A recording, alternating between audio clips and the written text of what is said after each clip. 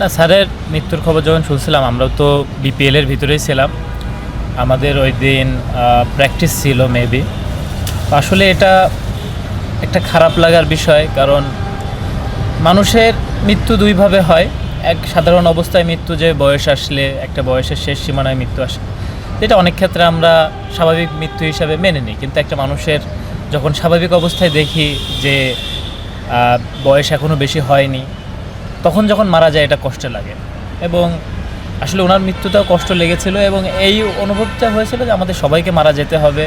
তিনি আমাদের মাঝেই ছিল, আমাদের সাথেই ছিল, সাথে থাকা অবস্থায় মারা গেছে। তো এটা একটু কষ্ট লেগেছিল, শুধু একটু না, ভালোই কষ্ট লেগেছিল, কারণ আমাদের আন্ডার-19 কিন্তু তিনিই আমাদের সাথে ছিল।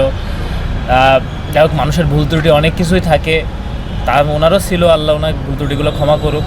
কিন্তু আমাদের সাথে থাকার দরুন আমাদের কিন্তু একটা খুব ভালো সম্পর্ক ছিল, বন্ডিং ছিল। একটা মানুষকে চোখের সামনে দেখে হঠাৎ করে তিনি নাই, এই জিনিসটা আসলে কষ্টের।